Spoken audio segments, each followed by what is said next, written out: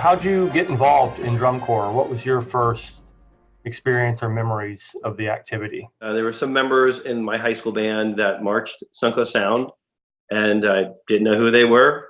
I watched videos, and then I realized that was something I did see a few years before on PBS or wherever they broadcasted back then.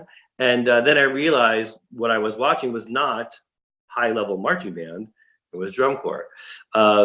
So that's how I really got into it. I said, well, I want to do that. So I auditioned that year for Sunco Sound. And my rookie year, was really my first time really doing color guard and having that type of teaching and the rigor and so forth. And it was pretty amazing.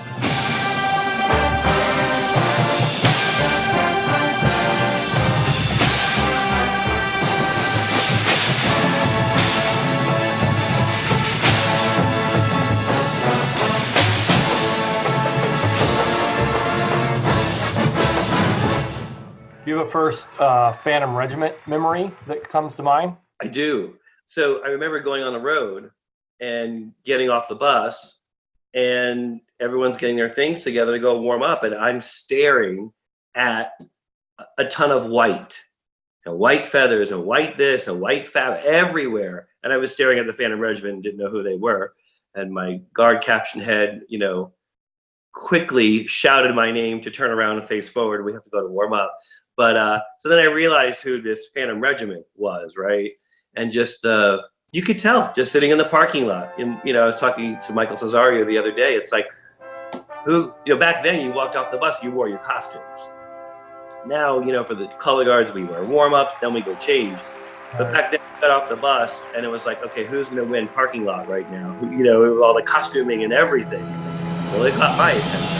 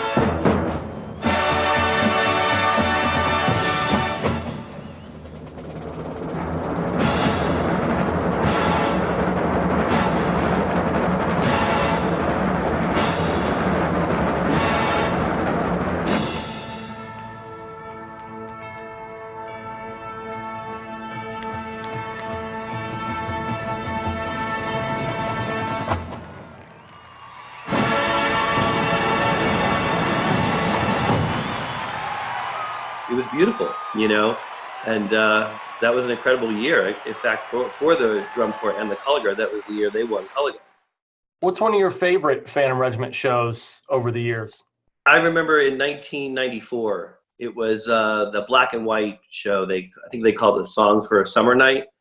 And it was, I remember first seeing that program and how it wasn't simplistic, but all of a sudden the look of the color guard in black and the corps in white, and the whole study of the color palette was all black and white, which in my mind, I was teaching drum corps then. That was my third year teaching drum corps.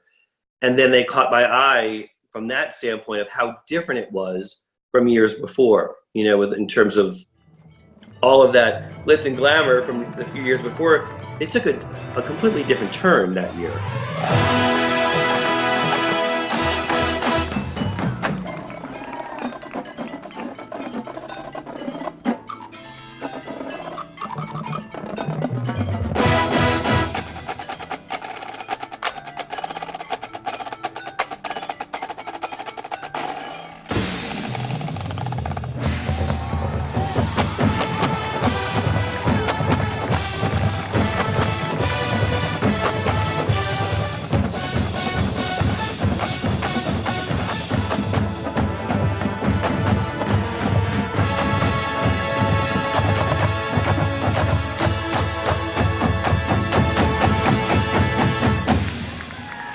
And it was just incredible, the power, just the feeling that the color guard had now. They were still beautiful, but they had a different edge.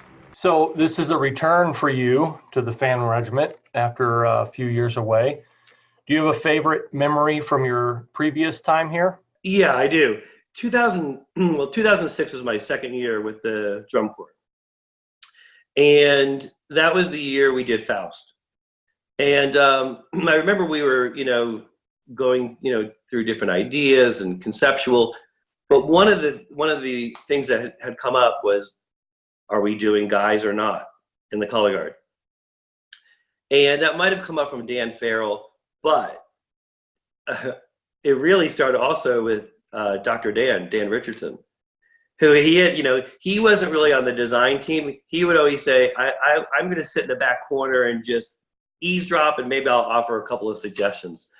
And which is so amazing, that the love he had for that drum corps, it was life. It really kind of was triggered because the year before when we did Rhapsody, it was Dr. Dan that said in the room, if we're doing this, don't we need a Gene Kelly?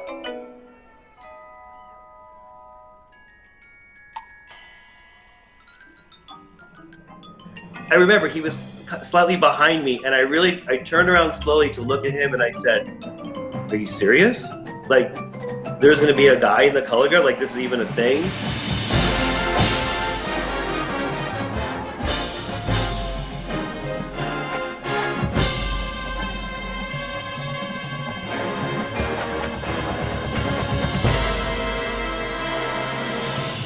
So that's really what gave the next chapter, right, with Faust, and now we had an all-male section.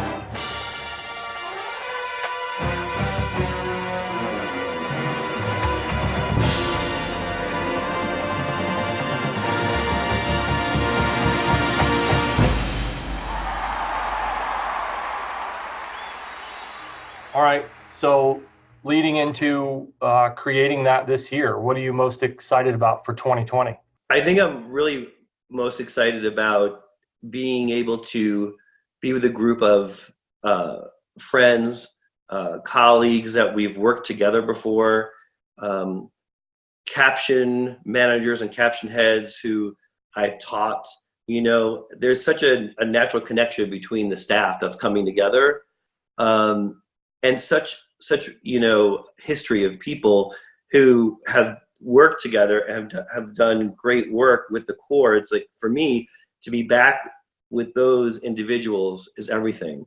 Those are the things for me that I think, is what makes my experience in drum corps, is being, the collective effort, or just, people who are so determined and invested to create together and to teach great teaching. I'm really, really honored to be able to do that with the group that we are assembled and now putting together a couple more details.